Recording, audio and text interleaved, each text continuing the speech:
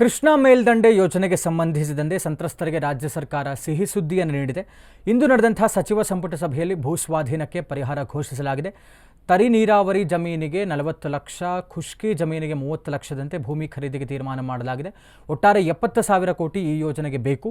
ಪ್ರತಿ ವರ್ಷ 15ರಿಂದ 20 ಖರ್ಚು ಮಾಡುತ್ತೇವೆ. ಹೇಗೆ ಹಣ ಹೊಂದಿಸಬೇಕು ಎಂಬುದನ್ನು ಸರ್ಕಾರದ ಹಂತದಲ್ಲಿ ತೀರ್ಮಾನ ಮಾಡ್ತೀವಿ ಅಂತ ಹೇಳಿದ್ದಾರೆ. ಸಿಎಂ ಸಿದ್ದರಾಮಯ್ಯನವರು ತಿಳಿಸಿದ್ದಾರೆ. 3 ಆರ್ಥಿಕ ವರ್ಷದಲ್ಲಿ ಪರಿಹಾರ ಕೊಡಲು ತೀರ್ಮಾನ ಮಾಡಲಾಗಿದೆ. ರೈತರನ್ನು ಒಪ್ಪಿಸುವಂತಹ ಜವಾಬ್ದಾರಿಯನ್ನು ಆ ಭಾಗದ ಶಾಸಕರು, ಸಚಿವರು ತೆಗೆದುಕೊಂಡಿದ್ದಾರೆ ಎಂದು ಸಿಎಂ ತಿಳಿಸಿದ್ದಾರೆ. 18.6 ಮೀಟರ್ ಈಗಿರ್ತಕ್ಕಂಥದ್ದು, ಇದರಿಂದ 524.256 ಮೀಟರ್, ಫೀಟ್ ಅಲ್ಲ ಮೀಟರ್. ಇದನ್ನ ಎತ್ತರಿಸಲಿಕ್ಕೆ ನಮಗೆ ಟ್ರಿಬ್ಯುನಲ್ನವರು ಅವಾರ್ಡ್ ಅನ್ನ ಕೊಟ್ಟಿದ್ದಾರೆ. ಇದನ್ನ ಎತ್ತರಿಸೋದ್ರಿಂದ ಸುಮಾರು 75,000 ಎಕರೆ ಹೆಚ್ಚು ಜಮೀನು ಮುಳುಗಡೆ ಆಗ್ತದೆ.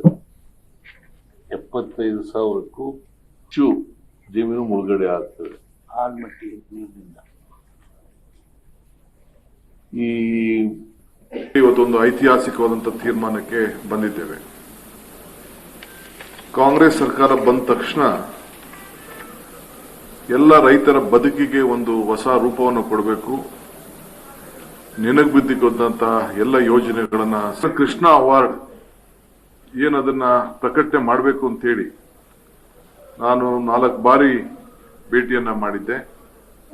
ಮುಖ್ಯಮಂತ್ರಿಗಳು ಕೂಡ ನನ್ನ ಜೊತೆ ಬಂದು ಪಾಟೀಲ್ ಅವ್ರನ್ನ, CR ಪಾಟೀಲ್ ಅವ್ರನ್ನ ಭೇಟಿ ಮಾಡಿ ಈ ಪ್ರಕಟಣೆ ಮಾಡಲೇಬೇಕು. ಯಾಕೆಂದ್ರೆ ನಾವು ಈಗಾಗಲೇ ಕೆಲವು ಭಾಗದಲ್ಲಿ ಕೆಲಸವನ್ನು ತೆಗೆದುಕೊಂಡಿದ್ದೇವೆ, ಇನ್ವೆಸ್ಟ್ಮೆಂಟ್ ಮಾಡಿದ್ದೇವೆ.